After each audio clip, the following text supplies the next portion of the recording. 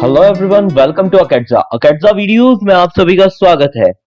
आज हम डिस्कस करने वाले हैं how to memorize the concept of position, distance and displacement. मेरे दोस्तों, ये सारे ऐसे कॉन्सेप्ट्स हैं जिनको याद करने के लिए कोई ट्रिक की जरूरत नहीं है। जिस हम लोग नॉर्मल इसको याद रख सकते हैं। सो लेट्स सी कैसे इजीएस्ट वे में हम लोग इसको याद रखेंगे। बेटा, इसका कॉन्सेप्ट तो आप लोगों ने पढ़ ही लिया है। Let's talk about position. जल्दी से हम लोग पोजीशन के बारे में बात करते हैं। पोजीशन क्या होती है? Location of the particle in the space. But किसी भी पार्टिकल की लोकेशन को या फिर पोजीशन को हम डायरेक्टली डिफाइन नहीं कर सकते, उसके लिए किसी रेफरेंस पोजीशन की जरूरत होती है। ठीक है, तो जनरली हम क्या करते हैं, एक कोऑर्डिनेट सिस्टम इस तरह से मान लेते हैं और इस कोऑर्डिनेट सिस्टम को एक्स वाई और एक जेड एक्सिस भी होता है जो मैंने शो नहीं किया है।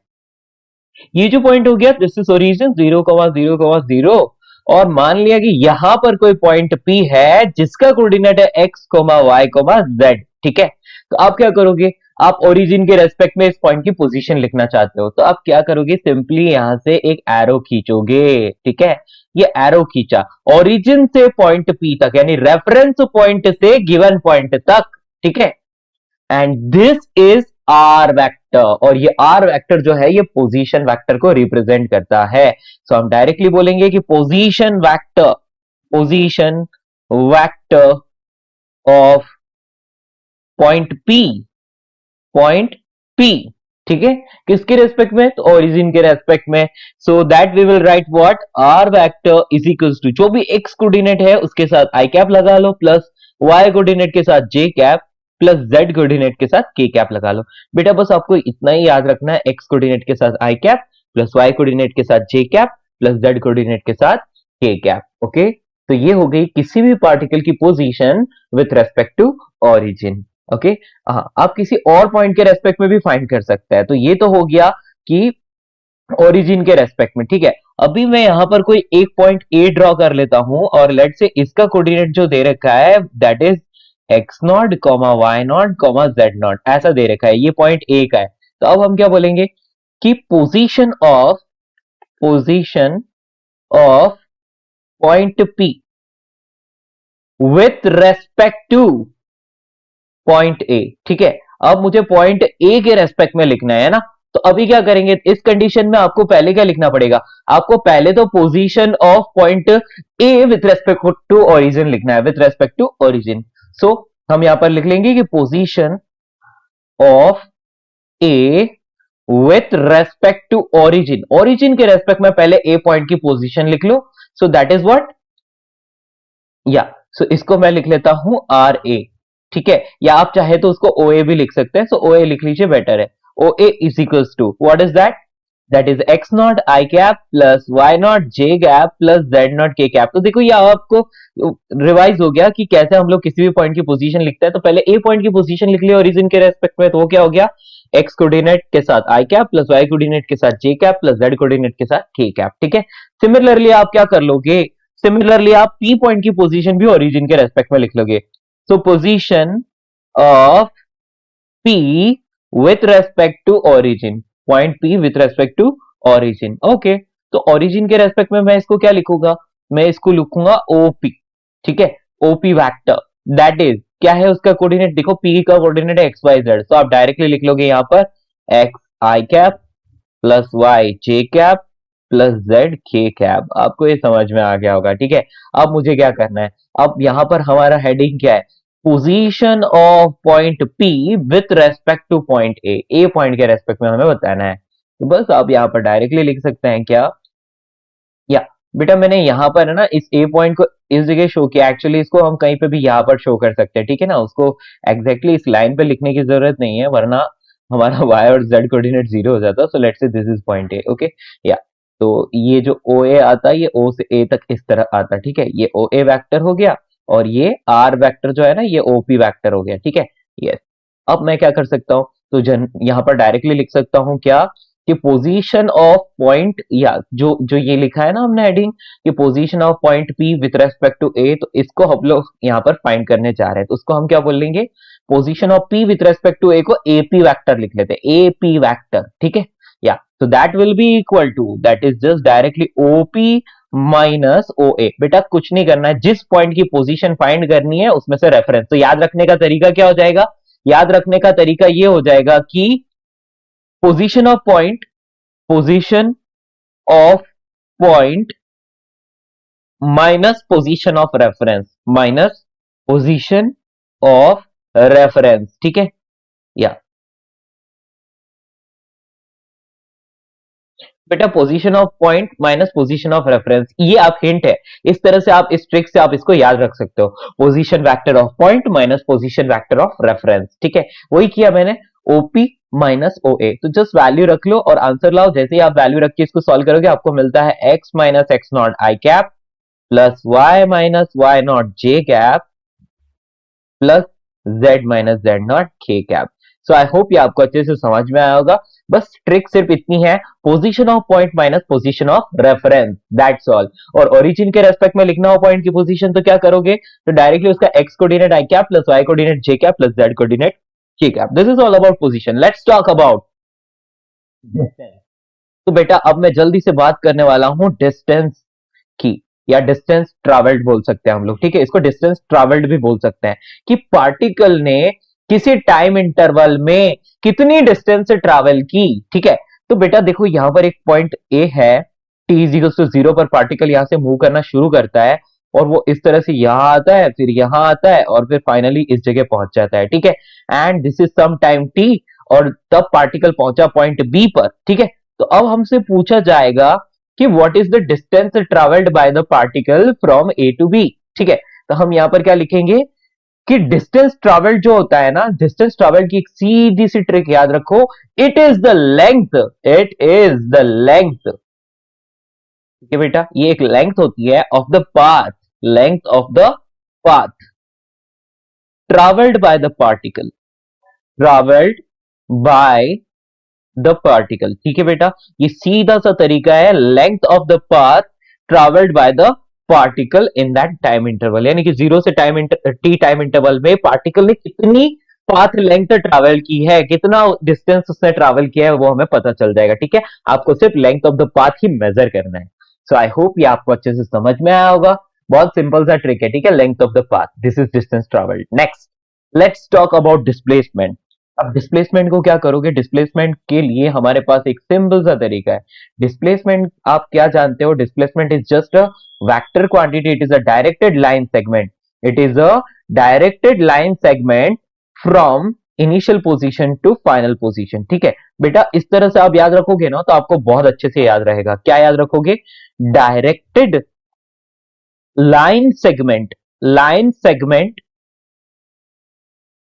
From initial to final position, initial to final position. ठीक है बेटा, so this thing you need to remember. बस ऐसे याद रखोगे तो आप बहुत आसानी से इसको कर सकते हो।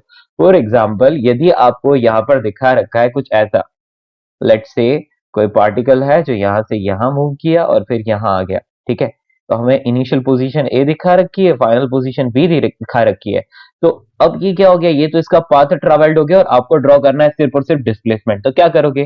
तो सिंपल सी बात है, आप इनिशियल से फाइनल पोजीशन तक, आप इनिशियल से फाइनल पोजीशन तक आप एक डायरेक्टेड लाइन सेगमेंट खींचोगे, यानी कि एक ऐसा एरो खींचोगे। ठीक है ना? So this arrow will represent the displacement vector, this arrow will represent the displacement vector. Okay, या समझ में आया? इनिशियल पोजीशन ए है, फाइनल पोजीशन बी है, ए से बी तक सिर्फ आपको एक एरो खींचना है और इसी में आपको पता चल जाएगा क्या? डायरेक्टेड लाइन सेगमेंट, यही हो गया डिस्प्लेसमेंट। अब देखो बेटा कैसे फाइंड करते हैं डिस्प्लेसमेंट को। So displacement is a vector quantity. So displacement को आप ऐसे फाइंड कर सकते हो, displacement is equals to final position minus initial position, initial position. ठीक है बेटा, इतना सा ट्रिक आप याद रख लो, आपका काम हो गया। यानी कि डिस्प्लेसमेंट एक वेक्टर क्वांटिटी है, so displacement vector is equal to final position minus initial position, that's all. यही आपको ध्यान में रखना है। कुल मिला के यहां पर दो ट्रिक्स हो गई। पहला तो हमें इसका ज्योमेट्रिकल रिप्रेजेंटेशन लिखना है, तो क्या करोगे? सिर्फ एक डायरेक्टेड लाइन सेगमेंट मींस एक एरो खींचोगे इनिशियल पोजीशन से फाइनल पोजीशन की ओर। ठीक है, और उसका मैग्नीट्यूड हमें देखना है, तो आप क्या करोगे, तो उसके लिए हमने सीधे से बता दिया कि आप final position minus initial position लिखोगे, फिर उसका मैग्नीट्यूड फाइंड करोगे। सिंपली स्पीकिंग, हम यहाँ पर एक एग्जांपल ले लेते हैं जल्दी से। मैंने बोल दिया कि इनिशियल पोजीशन जो है ना वो है x1 y1 and z1, and final position जो है वो फाइनल पोजीशन क्या है, that is let's say x2 y2 and z2। तो इस कंडीशन में आप क्या लिखोगे, displacement vector s vector final position means आप लिखोगे x2 i cap plus y2 j cap plus z2 k cap, और इसमें से आपको इनिशियल पोजीशन माइनस करनी है। सो x1 i cap plus y1 j cap plus z1 k cap, बस इतना सा आपको करना है। तो अब यहाँ पर आप क्या लिख सकते हो, तो आप यहाँ पर लिख सकते हो x2 minus x1 i cap plus y2 minus y1 j cap plus z2 minus z1 k cap. So this is the displacement of the particle, ठीक है, from first point to second point। ठीक है बेटा, तो देखो ये क्या दिखा रहा है, ये दिखा रहा है डिस्प्लेसमेंट अलोंग एक्स एक्सिस, ये डिस्प्लेसमेंट अलोंग वाई एक्सिस और ये डिस्प्लेसमेंट अलोंग जेड एक्सिस। आपको ये नेट डिस्प्लेसमेंट मिल गया, दैट्स ऑल। अब इसका यदि मैग्नीट्यूड फाइंड करना है तो क्या करोगे, तो आपको पता ही है कि मैग्नीट्यूड फाइंड करने के लिए हम क्या करते हैं, under root of X coordinate का square means x2 minus x1 का square plus y2 minus y1 का square plus z2 minus z1 का स्क्वायर। ठीक है, so this is the simple trick my dear friends, और आप सभी लोग बहुत आसानी से इसको कर सकते हैं। तो बस आपको इतना याद रखना है, final position minus initial position, right, that's all. तो this is all about displacement. अब जल्दी से एग्जांपल कर लेते हैं ताकि आपको और भी अच्छे से फील आ जाए। बेटा ये एक एग्जांपल है, इसमें हम लोग फर्स्ट क्वेश्चन ले लेते हैं कि लेट्स से ये एक सेमी सर्कुलर आर्क है, सेमी सर्कल ही समझ लो, और ये इस तरह से बना दिया मैंने, यहाँ पर ये सेंटर हो गया, let's say this is O.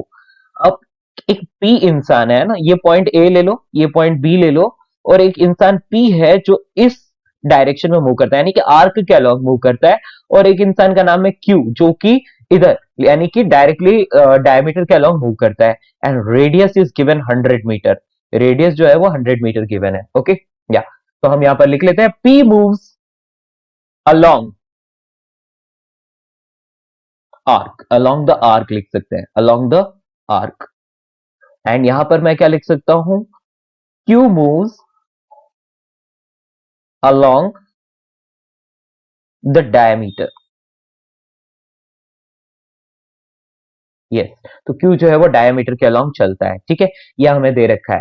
So t is equal to 0 पर दोनों ही यहां पर है, एंड किसी टाइम t पर दोनों ही b पर पहुंच जाते हैं। ठीक है, so initial position is a, final position is b, ये लिखा हुआ है। अब यहां पर क्वेश्चन है find the distance travelled and displacement, find the distance travelled and displacement of P and Q, and displacement of P and Q, P and Q दोनों का ही आपको distance travelled and displacement find करना है। तो पहले मैं दोनों का डिस्टेंस से ट्रेवल्ड फाइंड कर लेता हूं। ठीक है बेटा, सो डिस्टेंस ट्रेवल्ड, ठीक है, तो डिस्टेंस की बात करता हूं तो सबसे पहले मैं बात करता हूं P के लिए, है ना, P ने कितनी डिस्टेंस ट्रेवल की है, तो मैं यहां पर बोलूंगा कि P जो है ना वो कहां मूव कर रहा है, इस सेमी सर्कुलर आर्क के अलोंग, तो मैं बोलूंगा डिस्टेंस ट्रेवल्ड बाय P। ठीक है, डिस्टेंस ट्रेवल्ड बाय P, इसको मैं dp से रिप्रेजेंट कर देता हूं, दैट इज इक्वल टू, यहां पर मैं डायरेक्टली लिखूंगा क्या कि सेमी सर्कुलर आर्क यानी कि length of the path A से बी तक सेमी सर्कुलर आर्क की length, so that is what, half of the circumference, यानी कि 2 पाई r डिवाइड बाय 2, सो pi into r, and answer is 100 pi metres, that's all. आप चाहे तो पाई की वैल्यू भी रख सकते हैं, ये ऑप्शन पर डिपेंड करता है, आपको एग्जाम में जो भी मिले। ठीक है, या अब मैं बात करता हूं distance travelled by Q, Q ने कितनी डिस्टेंस ट्रेवल्ड की, तो उसके बारे में यदि हम बात करें तो हमें क्या मिलता है, डिस्टेंस ट्रेवल्ड बाय क्यू हमें मिलने वाला है कितना, बेटा क्यू जो है वो अलोंग द डायमीटर यानी कि सीधा सीधा अलोंग स्ट्रेट लाइन मूव किया ए से बी तक, तो मैं बोल दूंगा यहां पर कि 2r के बराबर यानी कि डायमीटर के बराबर। So we are getting here 200 metres, no doubt, simple सा आंसर आ गया। अब नेक्स्ट हमसे पूछा जाता है कि what is the displacement of P and Q.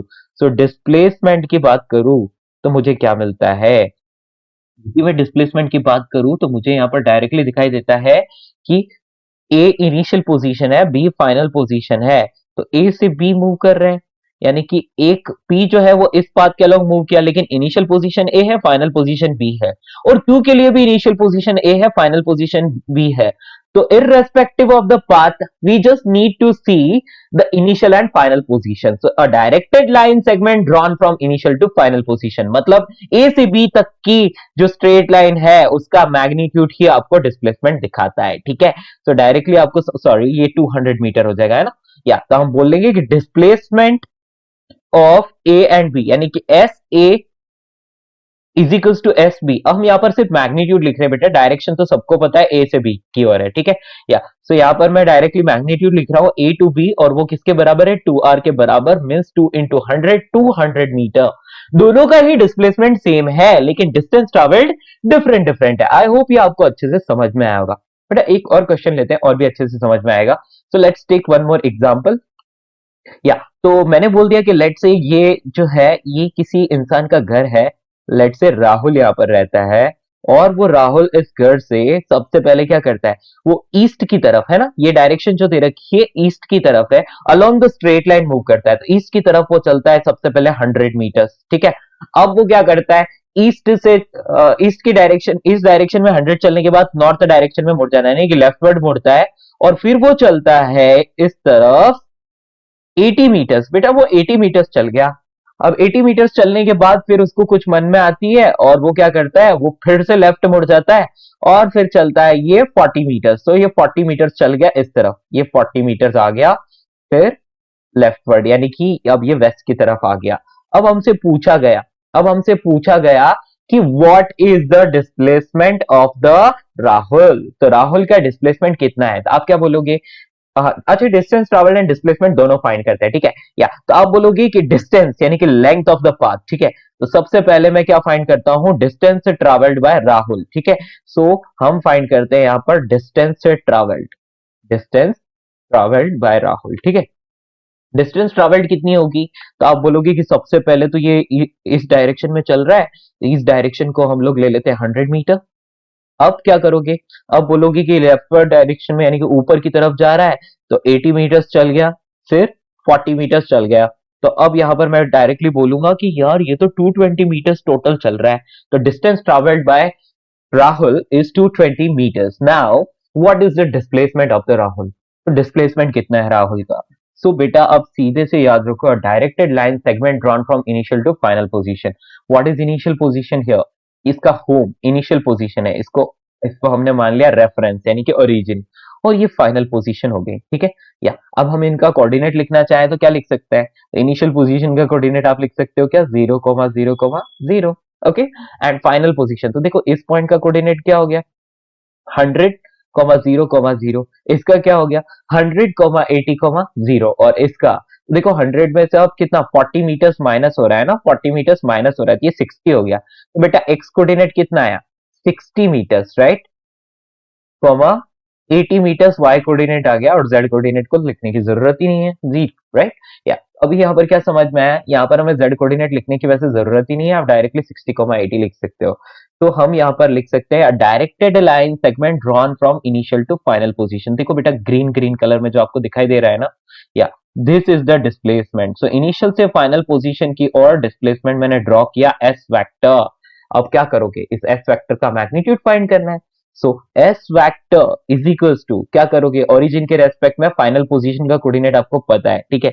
या फिर आप ऐसा लिख सकते हो, final position minus initial position, 60 minus 0 means 60 आई कैप, प्लस 80 माइनस 0 यानी कि 80 जे कैप, ठीक है। तो आपको डिस्प्लेसमेंट वेक्टर मिल गया, and you can write here the magnitude of displacement is under root of 60 square plus 80 square. So यहां आपको समझ में आ रहा है, दिस इज व्हाट, या तो डायरेक्टली मैं इसको लिख सकता हूं, इट इज 100 मीटर्स ओनली। या this is the answer. I hope ये आपको अच्छे से समझ में आ रहा होगा, राइट। इसमें कुछ भी नहीं करना है आपको, सिंपल इनिशियल और फाइनल पोजीशन देखनी है आपको डिस्प्लेसमेंट के लिए, और लेंथ ऑफ द पाथ देखनी है आपको डिस्टेंस से ट्रैवल्ड के लिए, ठीक है। Displacement is vector quantity, so it can be positive और नेगेटिव, ठीक है। हमें डायरेक्शन को ध्यान में रखना होगा। तो आई होप ये आपको अच्छे से समझ में आ गया होगा। Thank you.